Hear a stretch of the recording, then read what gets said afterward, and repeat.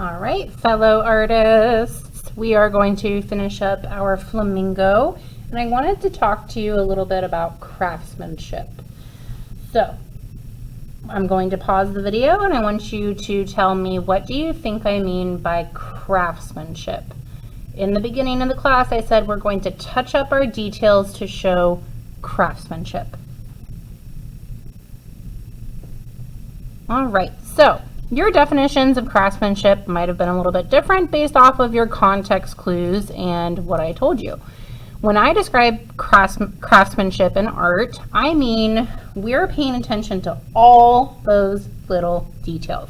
So for instance, when I painted in my vine here, I made a couple oopses.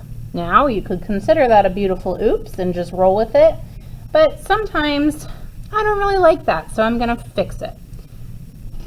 I can do a number of things, and I want you to talk about how you can fix this green paint that got outside of my lines, how you could fix this violet paint that accidentally got outside of my lake lines and mixed with my yellow to make this sort of brown, and maybe a couple of these scribbly scrabblies that are coming outside my flamingo. How can we fix that? And there's a little bit of green coming outside of my outlines for the foliage or the leaves. Talk to your team for a minute about how could you show craftsmanship and touch up those details.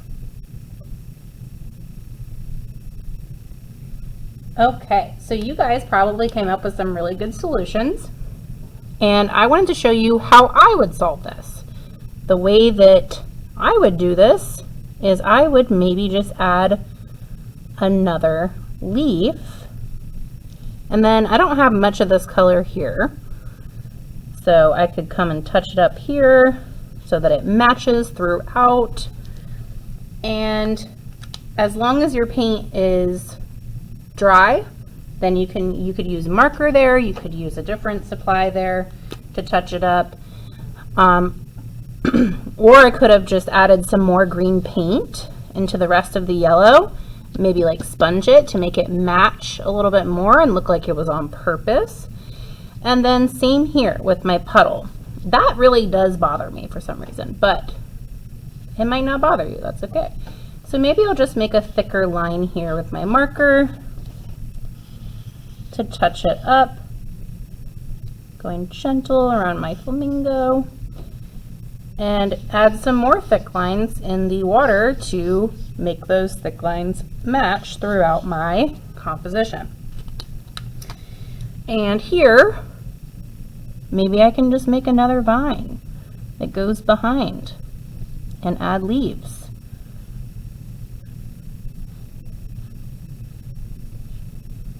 And now it just looks like that green is adding more detail to it.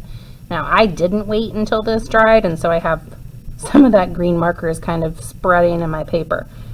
Once again, roll with it, but please try not to do that. I should not have done that because it kind of messes up the marker a little bit. All right, so we're touching up details, and this part, you could pretend it's a beautiful oops and maybe some feathers are coming up here, or once again, you can get a marker or crayon and extend it so that it looks like it was purposeful. All right, so take your time, do your best, and have fun.